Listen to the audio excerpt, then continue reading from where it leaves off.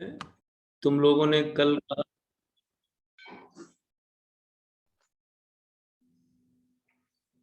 निर्देशन के बारे में जो हम लोग कल चर्चा कर रहे थे, उसमें निर्देशन के अनेक सिद्धांतों के बारे में बात हो रही थी कि निर्देशन के कौन कौन से सिद्धांत हैं। तो उसमें यह डिस्कस किया गया था कि निर्देशन सबके लिए होना चाहिए, निर्देशन जो है वो कंटिन्यूअस चलते रहना चाहिए, निर्देशन व्यापक होना चाहिए, निर्देशन में एक दूसरे के साथ इंटर कनेक्शन होना चाहिए, डेमोक्रेटिक होना चाहिए निर्देशन को, और लचीलापन गाइडेंस में होना चाहिए, जिसकी चर्चा हम लोग देर तक कर रहे थे। आज हम जिस संबंध में बात करने वाले हैं वह है निर्देशन का महत्व क्या है। निर्देशन का महत्व क्या है, इसके बारे में बात करना चाह रहे हैं। तो तुम लोगों के लिए भी ये एक सवाल है कि निर्देशन कितना महत्वपूर्ण है। इसके संबंध में जरा सा अपने दिमाग पर चिंतन करो और थोड़ा प्रयास करो ये बताने का कि निर्देशन कितना महत्वपूर्ण है। क्या निर्देशन के बिना काम चल सकता है, या निर्देशन के बिना अब शिक्षा में काम चलना मुश्किल है? निर्देशन इतना महत्वपूर्ण है क्या, क्या बिना उसके हम आगे नहीं बढ़ सकते, या फिर ऐसी सिचुएशन है कि हमें हर समय अनेक तरह के गाइडेंस की आवश्यकता पड़ती रहेगी? क्या लगता है तुम लोगों को? इस पर अपने मन से कुछ विचार व्यक्त करने की कोशिश करो। इसके पहले कि मैं थोड़ा सा तुम लोगों को महत्व से पहले ही आवश्यकता के बारे में बताता हूँ कि निर्देशन की आवश्यकता है कहाँ, क्यों जरूरत है निर्देशन की, और निर्देशन कितनी महत्वपूर्ण चीज है। निर्देशन से मैक्सिमम कितना फायदा हो सकता है, और वह क्या केवल विद्यार्थी, शिक्षक या विद्यालय तक ही सीमित है, या इसके ऊपर भी आगे भी चला जाता है गाइडेंस? तो विद्यार्थियों, जो निर्देशन की आवश्यकता है वह अत्यंत व्यापक है। निर्देशन इतना आवश्यक है जितना आवश्यक देश की प्रगति है, और देश की प्रगति का सीधा सीधा कनेक्शन गाइडेंस एंड काउंसलिंग से है। कैसे है, इसको समझने की कोशिश करते हैं। देखो, निर्देशन जो होता है मोटे मोटे तौर पर 3 तरह का होता है। जो कुछ भी मैं बता रहा हूँ, कह रहा हूँ, इसके बाद महत्व के बारे में तुम लोगों से बात करूंगा कि तुम्हें अपने विचार व्यक्त करने होंगे। इस संदर्भ में इसको सुनना कि आगे चल करके तुम्हें इस पर बात करनी है, तुम्हें अपना विचार रखना है कि निर्देशन का इम्पोर्टेंस क्या है। अभी हम इसकी नीड के बारे में बात कर रहे हैं, और नीड के आधार पर तुम इसके इम्पोर्टेंस को स्वयं सोच सकते हो और आसानी से अपनी बात को रख सकते हो। तो निर्देशन मोटे मोटे तौर पर, मुझे लगता है तुम लोग भी जानते हो और इसके पहले की कक्षाओं में हम लोग पढ़ भी चुके हैं कि निर्देशन मोटे मोटे तौर पर 3 तरह से हो सकता है। तीन प्रमुख तरह का निर्देशन होता है। पहला, शैक्षिक निर्देशन। दूसरा, व्यावसायिक निर्देशन। तीसरा, व्यक्तिगत निर्देशन। 3 प्रमुख प्रकार के निर्देशन हैं। अब 3 प्रमुख प्रकार के निर्देशन हैं तो 3 प्रमुख प्रकार की समस्याएं भी हैं, तभी इसके लिए जरूरत पड़ी निर्देशन की।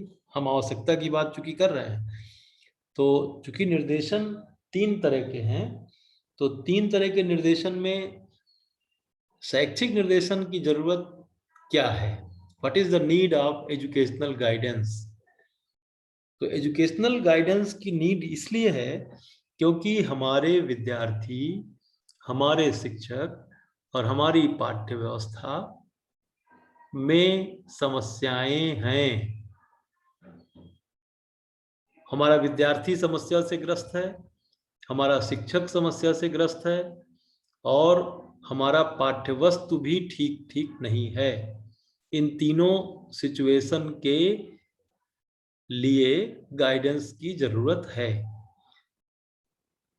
अब जब कोई विद्यार्थी मुश्किल में है तो जरा सोचो कि क्या क्या मुश्किल में हो सकता है। अगर कोई विद्यार्थी मुश्किल में है तो उसका शिक्षक मुश्किल में होगा। अगर कोई विद्यार्थी मुश्किल में है, शिक्षक मुश्किल में है, तो कक्षाएं मुश्किल में है।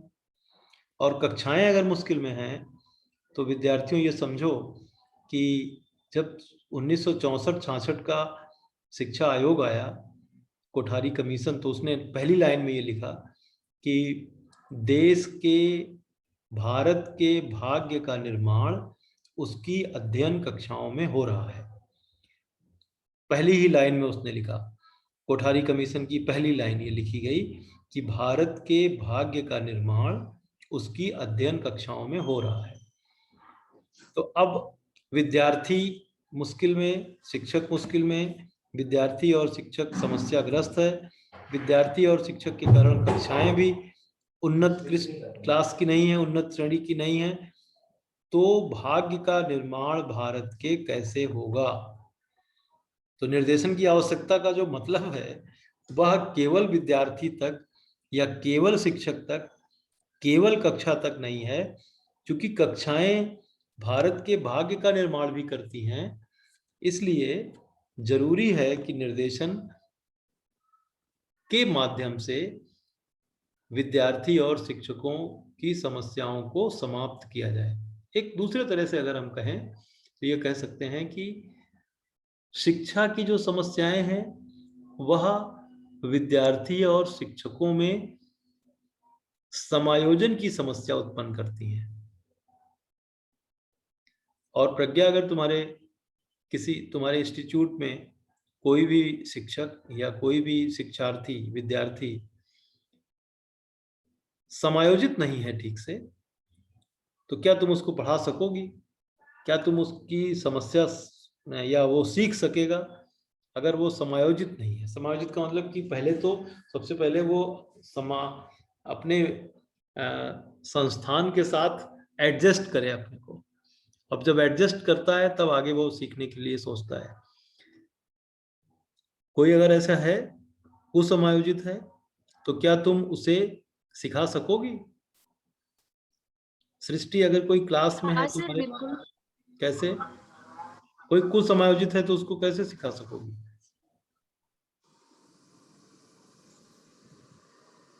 हाँ सर, क्योंकि सर उसकी पहले स्थिति को जानेंगे, आईक्यू लेवल को जानेंगे कि वो कैसे एडजस्ट कर सकता है, किस तरीके से कर सकता है। फिर सर, मतलब कि तुम पहले उसको गाइडेंस दोगी। जी सर। कुसमायोजित अगर कोई है तो पहले उसको गाइडेंस दोगी और तब उसको समायोजित बनाओगी और फिर उसे सिखाने की कोशिश करोगी। कि कुसमायोजित जी सर। रहने दोगी और उसको सिखाना शुरू कर दोगी? सर नहीं। पहले गाइड करोगी ना। हाँ सर, बिल्कुल। तो इसका मतलब ये कि सर, गाइडेंस की जरूरत पड़ेगी। हम लोग जी सर। गाइडेंस सर की जैसे पहले, यस सर। हम सर लोग जैसे गाइडेंस। पहले कोई बच्चा इंस्टीट्यूट में आता है सर, तो पहले उसको रूल समझाया जाता है कि भाई इसके रूल्स क्या है, टाइम टेबल्स क्या है, कितने बजे आना है, क्या है, कैसे, सारी चीजें बताई जाती हैं बहुत सर। बढ़िया, तो शाबाश। सबसे पहले सर, एकदम बिल्कुल सही है। यही मैं कहना चाह रहा था कि जो शैक्षिक निर्देशन है, शिक्षा से संबंधित जो कुसमायोजन है, निर्देशन उस कुसमायोजन को समाप्त करता है।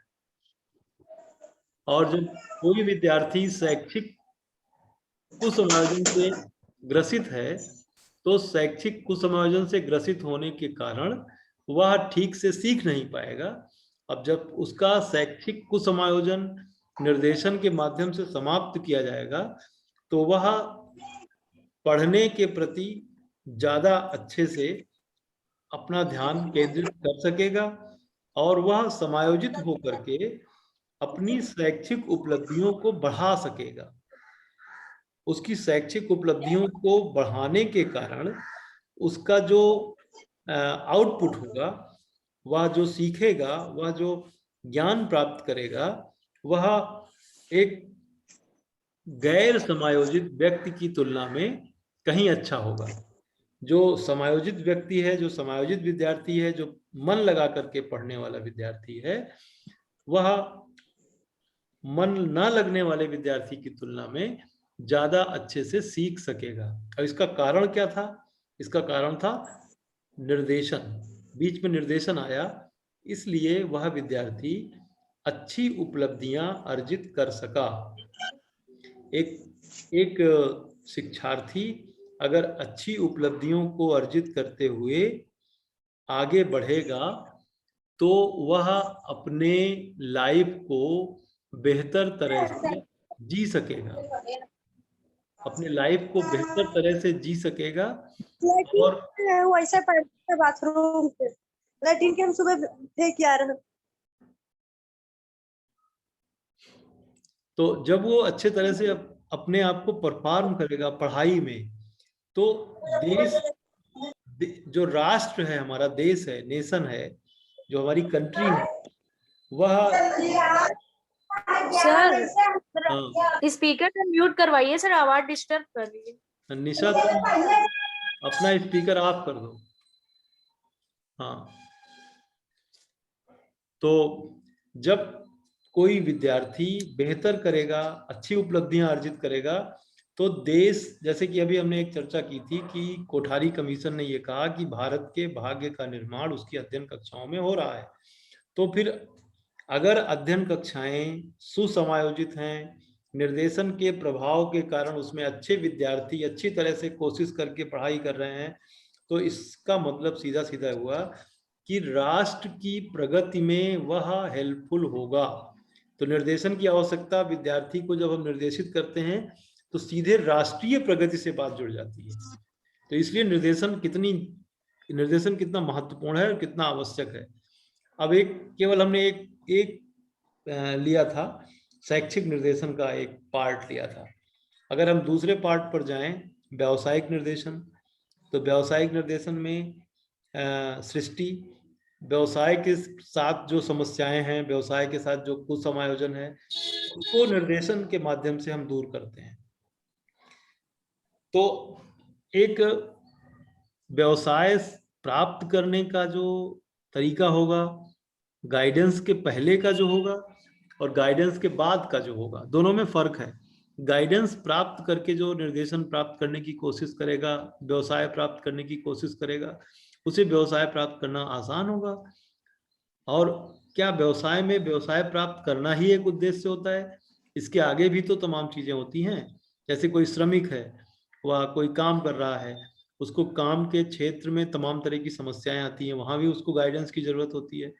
अगर वो ठीक तरह से हर समस्याओं को सॉल्व करने के लिए उसको कोई सर्विस उपलब्ध हो, उसको गाइडेंस की जगह जगह पर व्यवस्था हो, अगर उसको हर मोड़ पर, हर मौके पर गाइड करते रहें, तो उसका जो प्रोडक्शन है, उसका जो अपने कार्य के प्रति जो एक लगन है, वह बहुत अच्छे तरह से हो सकती है।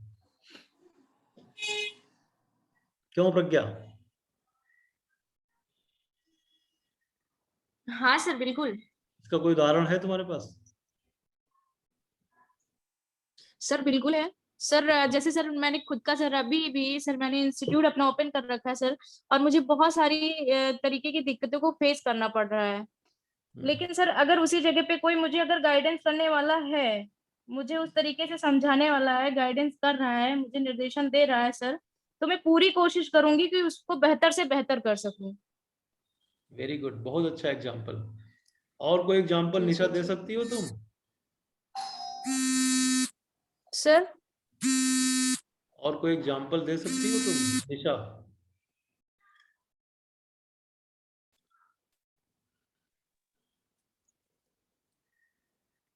सर आवाज नहीं आ रही थी सर, अब बताइए। निशा से मैं पूछ रहा हूँ, निशा है क्लास में लेकिन शायद क्लास से बाहर हैं। इनका घर का कई काम रहता होगा, इसलिए मेरी आवाज़ शायद सुन नहीं पा रही हैं। तो मैं इनको देखना चाह रहा हूँ कि ये क्लास में ही हैं कि बाहर हैं। निशा तुम आवाज सुन रही हो? हाँ सर, सर मेरी आवाज आ सर रही है? बहुत स्लो आवाज आ रही है आपकी। हाँ, आवाज आ रही है, बिल्कुल ठीक से सुनाई दे रहा है। मेरी आवाज धीमे आ हाँ रही सर। है? मेरी आवाज हाँ धीमे सर नहीं है? बहुत।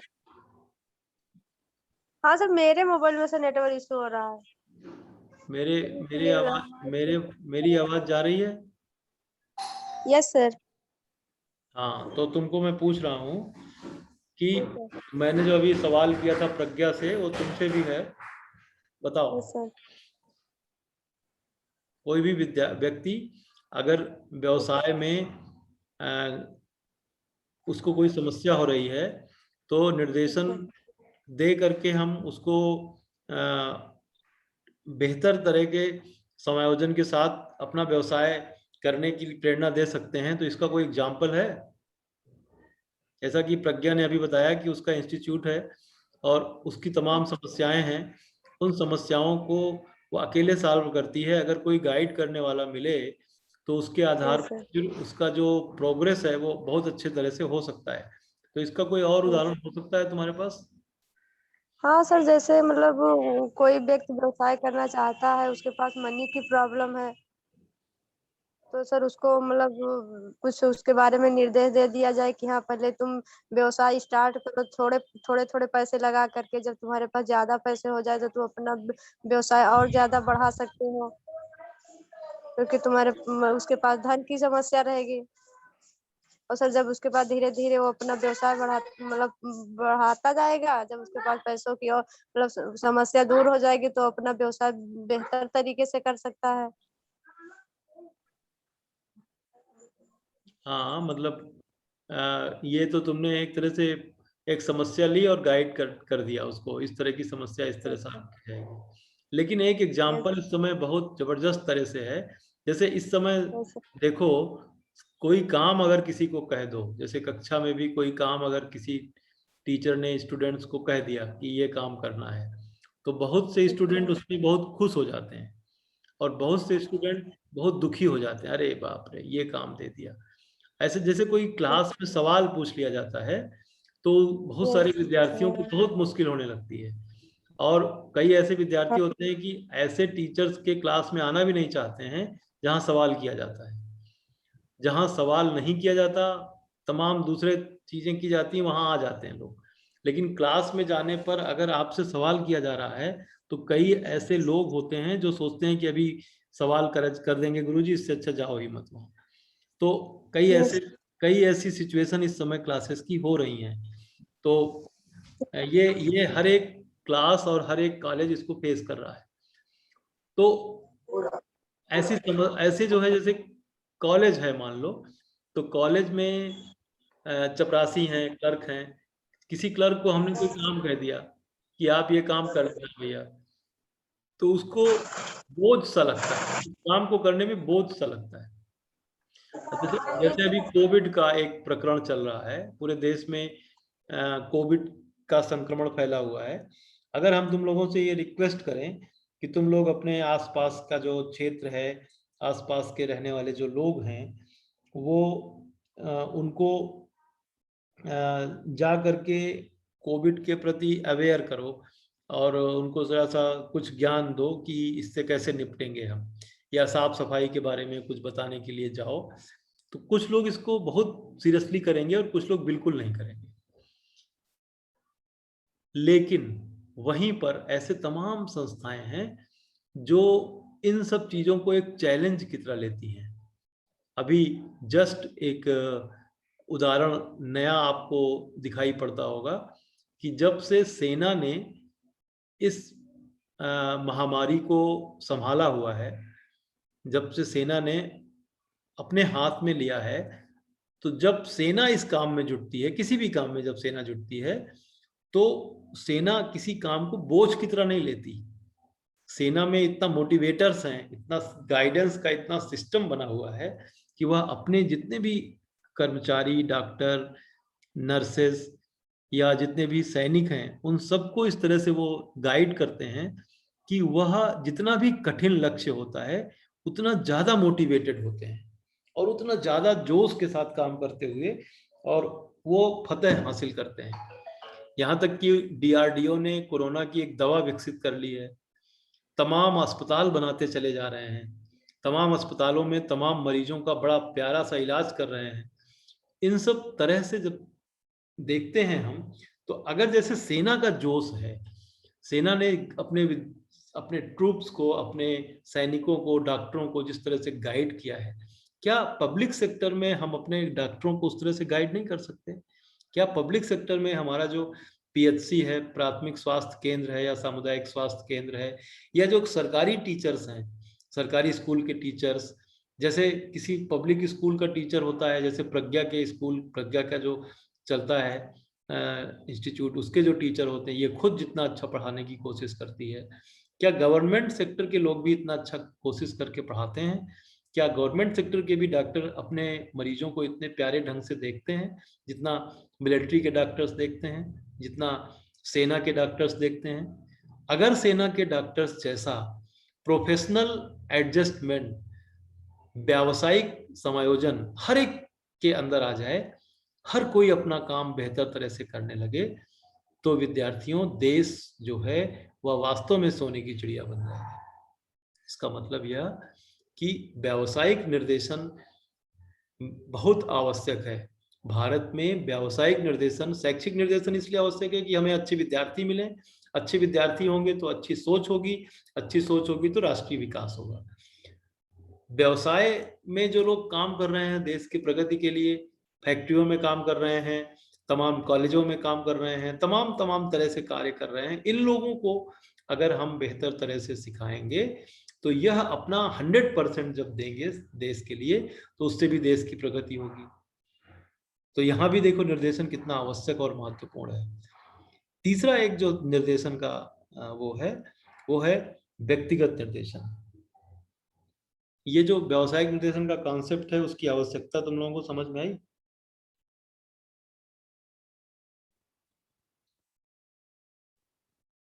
मेरी आवाज जा रही है? Yes sir.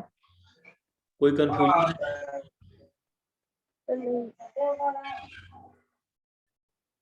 चलो, तो अब तीसरा जो एस्पेक्ट है उसका, व्यक्तिगत निर्देशन का। व्यक्तिगत निर्देशन का मतलब होता है कि हमारी व्यक्तिगत समस्याएं, व्यक्तिगत समस्याएं क्या हो सकती हैं? क्या व्यक्तिगत रूप से भी आदमी कुछ समायोजित है, पर्सनली मुश्किल में है, पर्सनल कोई समस्या होती है किसी की? बताओ निशा।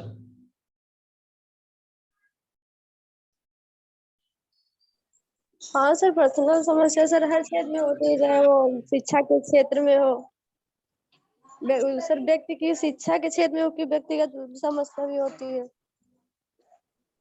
अच्छा, जैसे कोई विद्यार्थी हाई स्कूल पास करके फिर इंटर पास करके जब वो ग्रेजुएशन में जाता है तो उसको सब्जेक्ट का चयन करने में उसको कंफ्यूजन होती है। ये शैक्षिक समस्या, ये व्यक्तिगत नहीं है। व्यक्तिगत समस्या का उदाहरण दो प्रज्ञा। सर व्यक्तिगत समस्या हमारे हिसाब से सर पारिवारिक समस्या हो गया। और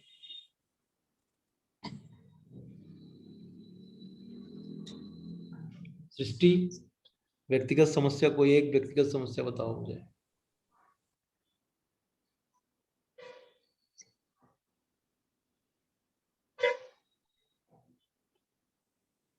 कोई एक व्यक्तिगत समस्या बताओ सृष्टि। निशा।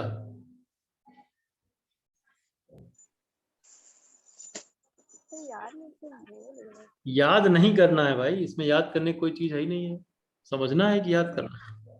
व्यक्तिगत को याद करना होगा, व्यक्तिगत को याद करने की क्या जरूरत है, समझना है उसको।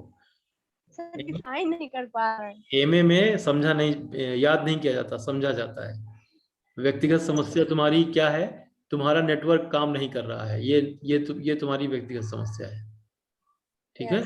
व्यक्तिगत समस्या यह है कि तुम्हारे गांव में बिजली नहीं आती है, ये तुम्हारी व्यक्तिगत समस्या है।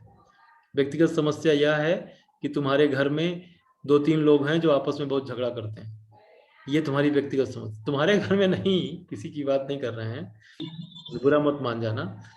व्यक्तिगत समस्या, हाँ, व्यक्तिगत समस्या यह है कि तुम्हें नींद नहीं आती या किसी को नींद नहीं आती, व्यक्तिगत समस्या यह है कि उसे आज किसी अपने प्रकरण में उलझ करके कई घंटे उसको उसी प्रकरण में बिता बिता दिया उसने। कोई ऐसे मन में उलझन है, उसी को लेकर के वो पूरी तरह से सोच रहा है, ना उसका पढ़ने में मन लग रहा है, ना कुछ कर रहा है। ये उसकी व्यक्तिगत समस्या है। व्यक्तिगत सर एक ये भी हो सकता है सर, मानसिक द्वंद से घिर जाना सर। बिल्कुल बिल्कुल बिल्कुल, यही तो होता यस है। मानसिक द्वंद से संबंधित, यौन जो समस्याएं हैं उससे संबंधित, किशोरावस्था की ढेर सारी समस्याएं हैं उससे संबंधित। उस सब में जैसे बच्चों को जब वो बड़े बड़े होते हैं तो उनको तमाम तरह की समस्याएं घेर लेती हैं, और उन तमाम सारी समस्याओं को वह अकेले ही सॉल्व करते रहते हैं, और उनको किसी की मदद की जरूरत होती है लेकिन वो संकोचवश उनकी मदद नहीं मांगते हैं। तो ऐसी स्थिति में जब वो अपने में ही व्यक्तिगत रूप से उलझे रहते हैं तो उनका डेवलपमेंट प्रॉपरली नहीं हो पाता है, और वहां पर उनको गाइडेंस की बहुत सख्त जरूरत होती है। और इस तरह का जो गाइडेंस होता है वह भी देश की प्रगति के साथ जाकर के जुड़ता है। तो देश की प्रगति व्यक्तिगत निर्देशन, व्यावसायिक निर्देशन और शैक्षिक निर्देशन तीनों के साथ जुड़ता है, और तीनों के समायोजन करते समय तीनों परिस्थितियां उन्हें राष्ट्रीय प्रगति में और राष्ट्रीय विकास में सहायता उत्पन्न करती हैं, और इससे पूरा का पूरा नेशनल डेवलपमेंट निर्भर करता है। तो निर्देशन की आवश्यकता बहुत ही व्यापक है, और यही सब उसका महत्व भी है। हम लोगों को क्लियर हो गया निर्देशन की आवश्यकता क्या है? Yes sir. इसको डिटेल में तुम लिख करके हमें अलग से मैसेज करना, और स्लाइड बना सकना तो बना देना। ठीक है प्रज्ञा, सृष्टि या निशा, कोई भी। निशा और सृष्टि को ये स्लाइड बनाना आता है तो ठीक है, नहीं आता है तो प्रज्ञा से अलग से फोन करके सीखेंगे कि कैसे कंप्यूटर से स्लाइड बनाई जाती है। इसने एक स्लाइड बनाई है, मुझे मेल भी किया है, लेकिन मेल अभी तक मेरे पास पहुंचा नहीं है। अजय अजय पांडे वाले से तुमने भेजा है क्या? हाँ सर, उसी से जस्ट भेजा है सर अभी। हाँ आ गया आ गया, ठीक हाँ है। सर। आ गया है, उसको मैं देखूंगा। और पीडीएफ भी बना के, और उसकी जो पीपीटी है दोनों बना करके तुम लोग कोशिश करो कि वो मुझे सेंड करो। और सर उस पे डालना है, गूगल क्लासरूम पे डालना है। मुझे भेजना है पहले, मैं देखूंगा, उसके बाद फिर जब बताऊंगा तो करना उसको। ठीक है प्रज्ञा, तुम्हारे लिए एक मतलब वो है, एक सुझाव है कि जब हम स्लाइड बनाते हैं तो स्लाइड में इतना सारा मैटर नहीं लिखते, हर एक स्लाइड में इतना मैटर नहीं लिखते। जी सर। ठीक है, जैसे निर्देशन क्या है तो उसके 2 4 5 6 पॉइंट 10 पॉइंट निर्देशन क्या है, मैं एक तो जो तुमने पहली स्लाइड में लिया है ना, उसको जितना कुछ भी लिया है उसका 2-3 सेंटेंस में कंक्लूजन जैसा बनाओ, और हर एक स्लाइड को इतना मोटा बनाओ कि दूर से ही पढ़ने में आ जाए। एक स्लाइड में इतना मैटर नहीं होना चाहिए। ठीक है, जी सर। समझी बात? स्लाइड बढ़ जाए वो चलेगा, लेकिन स्लाइड में बहुत सारा मैटर ना हो। जैसे दूसरी स्लाइड में भी मान लो यूनाइटेड ऑफिस एजुकेशन की जो परिभाषा है उसी को लिखो केवल, सरले हैमलिन की परिभाषा अगली स्लाइड में लिखो, है ना? ठीक है सर। ठीक है, जैसे चाइसोम ने जो लिखा है, जो कहा है, उसको अगली स्लाइड में लिखो। जितने भी परिभाषाएं हैं सबको एक एक स्लाइड में अलग अलग कर दो। अब निर्देशन का क्षेत्र जब लो तो निर्देशन के क्षेत्र में 2-3 पॉइंट्स लिखो, बस बहुत ज्यादा ना लिखो, 5-6 पॉइंट 7 पॉइंट लिखो, 2-3 स्लाइड में इसको समेट दो। उसके बाद शैक्षिक निर्देशन, व्यक्तिगत निर्देशन, व्यावसायिक निर्देशन के लिए एक एक स्लाइड बना दो। मतलब स्लाइड्स जब बने तो थोड़ा सा जो है उसमें जो मैटर है वो कम रहे और बड़ा बड़ा सा रहे, जिससे कि दूर से ही हमें दिखाई पड़ जाए। और लास्ट में जो गाइडेंस बाई लिखी हो, मेरा नाम, उसको चाहे ब्लैक करो चाहे ब्लू करो कि दिखाई पड़े, और तुम अपना नाम रेड से लिखी हो चलेगा, दिख रहा है, लेकिन और जो चीजें हैं वो बहुत साफ साफ दिखें। और इस सारी स्लाइड का बैकग्राउंड भी तुम कलरफुल कर सकती हो। ठीक है। हाँ सर बिल्कुल। जी बैकग्राउंड सर। कलरफुल कर सकती हो, और जो इसका जो मोनोग्राम है उस मोनोग्राम को भी तुम बैकग्राउंड पे यूज कर सकती हो। जी सर। ये मेरे कुछ सुझाव हैं, और तुमने बहुत जबरदस्त काम किया है। और इसको सृष्टि और निशा को भी सिखाओ। अगर ये सीखी हैं तो अच्छी बात है, नहीं सीखी हैं तो तुमसे सीखने की कोशिश करें कैसे बनता है ये, और अपना भी जी बनाएं। Sir, thank you. ठीक है। Yes sir. और इन स्लाइड्स की बड़ी तारीफ हो रही है, और तमाम लोगों ने मुझे फोन करके बताया बहुत अच्छा है काम। ठीक है, तुम्हें बहुत बधाई हो। Thank you sir. हाँ चलो, आज के लिए बस इतना ही। अब हम लोग नेक्स्ट वीक में बृहस्पतिवार को फिर मिलेंगे। और इसके पहले निशा, तुमको एक शिकायत है कि तुमने कहा था कि तुलनात्मक शिक्षा के बारे में तुम मुझे पाठ्यक्रम सेंड करोगी, तुमने कुछ नहीं किया। सर वो मतलब वो कॉपी मेरी सर बहराइच में रह गई, हम गांव पे थे। मतलब नहीं, हम जानते। तुमने फोन भी नहीं किया कि मेरे पास नहीं है, तो मैं ही अकेले खोजता कहीं से, किसी और से कहता। प्रज्ञा, तुम यस कोशिश सर। करना कि तुलनात्मक शिक्षा का या सृष्टि तुम कहीं से भी सिलेबस मिले तो मुझे भेज दो। और नेक्स्ट ठीक है सर। नेक्स्ट वीक से हम लोग उसी को पढ़ेंगे फिर। Yes sir. ठीक है, आज का यस क्लास सर। समाप्त किया जाए। यस। जी सर। चलो ठीक है। नमस्ते all the sir. Best, have a nice day.